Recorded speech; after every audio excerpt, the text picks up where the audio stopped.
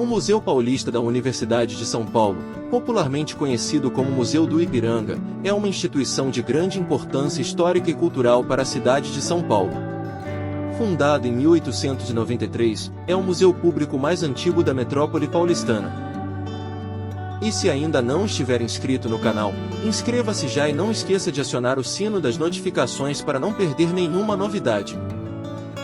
Considerado o mais importante museu da Universidade de São Paulo, USP, o Museu do Ipiranga figura entre os mais visitados pontos turísticos da capital paulista.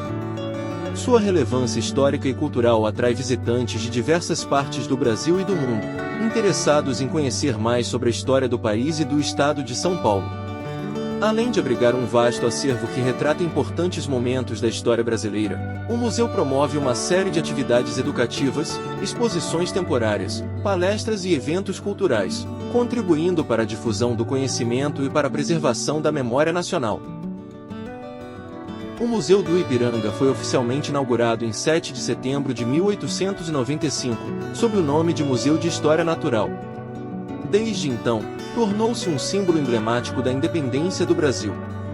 A partir de 1963, o museu passou a integrar a Universidade de São Paulo, USP, consolidando-se como uma instituição científica, cultural e educacional de grande importância.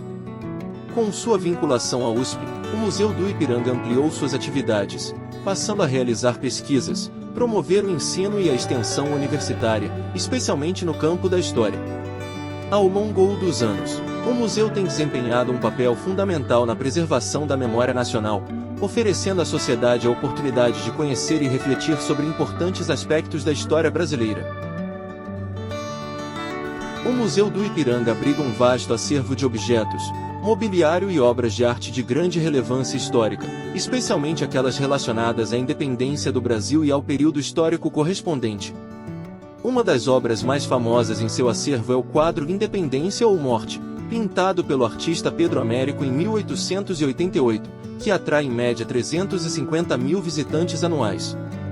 Além das exposições, o Museu do Ipiranga promove uma variedade de atividades educativas, como cursos e pesquisas científicas que utilizam os recursos humanos e o acervo permanente da instituição. A ampliação das coleções ocorre por meio de doações ou aquisições, sendo que uma parte significativa das atividades do museu envolve a conservação física, estudo e documentação do acervo existente.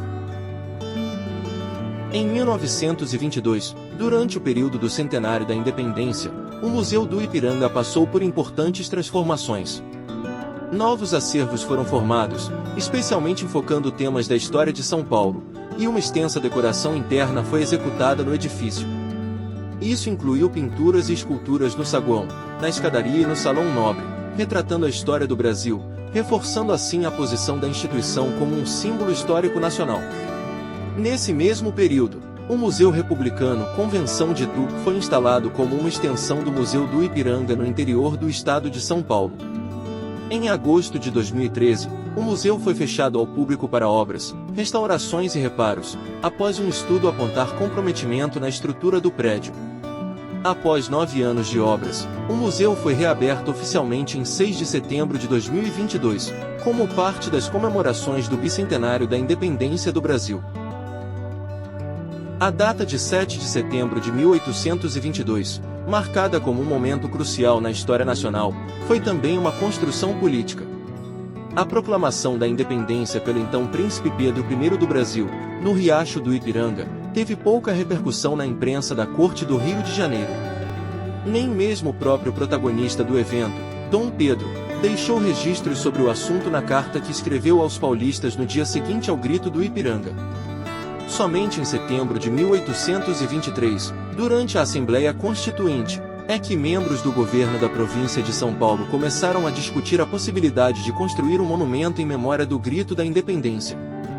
Foi somente em 1826 que o parlamento aprovou a inclusão do 7 de setembro na categoria de festividade nacional.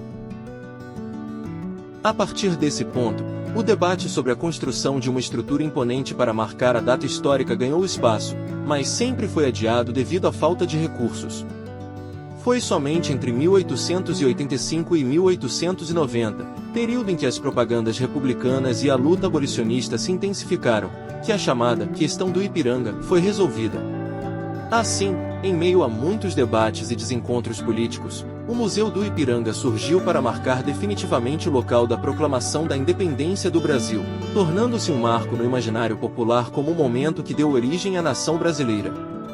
O edifício, inicialmente projetado para representar a versão conservadora da proclamação da independência, adquiriu outros significados após a proclamação da República, incluindo o de renascimento da nação. Com sua apropriação pelo governo do estado de São Paulo, que o transformou em um museu público, a interpretação do monumento passou a refletir a ideia de que a história do progresso nacional estava ligada ao progresso de São Paulo, colocando a colina do Ipiranga como um elo entre as riquezas e o Porto de Santos, que havia sido recentemente inaugurado. O arquiteto e engenheiro italiano Tommaso Gaudenzio Bezzi foi contratado em 1884 para projetar um monumento edifício no local onde ocorreu o evento histórico da independência do Brasil, embora a ideia já existisse desde o episódio de 1822.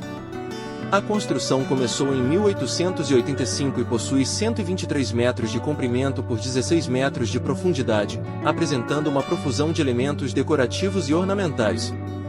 O estilo arquitetônico eclético foi inspirado no de um palácio renascentista.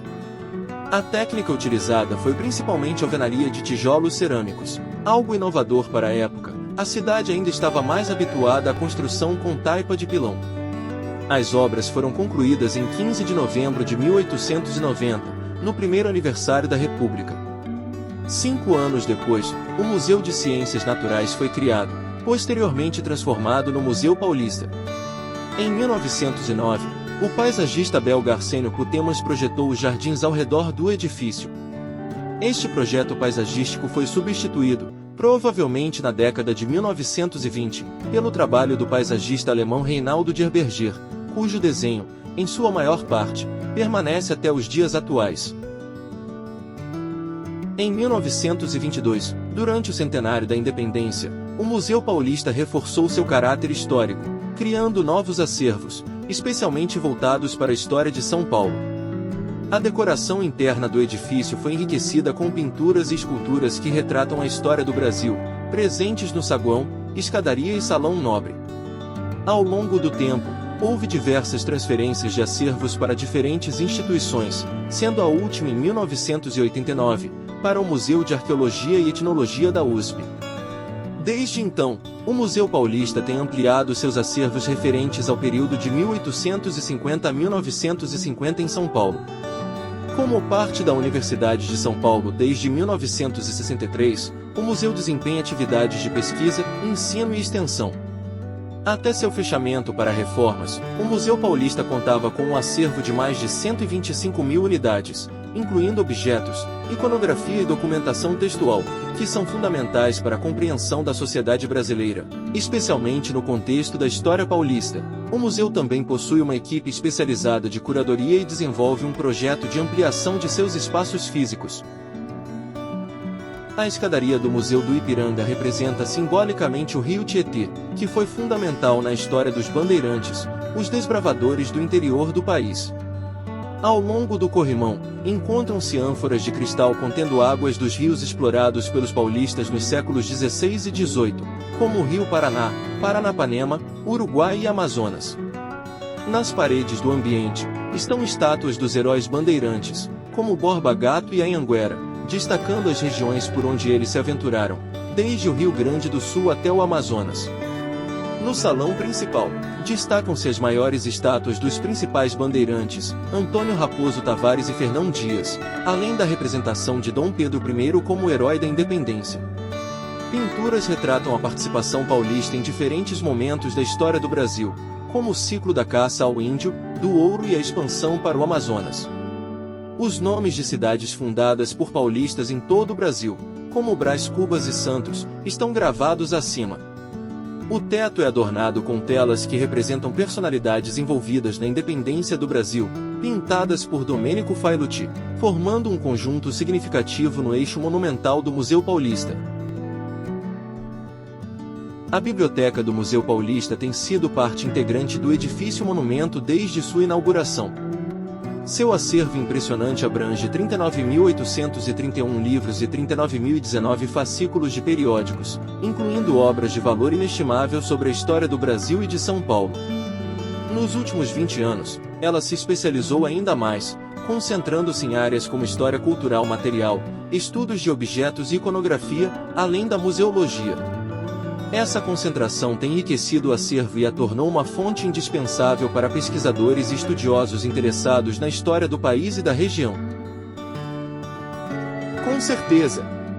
O Museu Paulista da Universidade de São Paulo, popularmente conhecido como Museu do Ipiranga, é uma instituição de grande importância histórica e cultural não apenas para São Paulo, mas para todo o Brasil. Ao visitá-lo, os visitantes têm a oportunidade de mergulhar na história do país, especialmente no que diz respeito à independência do Brasil e ao desenvolvimento de São Paulo ao longo dos séculos. Com suas exposições, acervos e arquitetura imponente, o museu proporciona uma experiência enriquecedora e memorável, convidando os visitantes a refletir sobre a rica trajetória histórica e cultural do Brasil.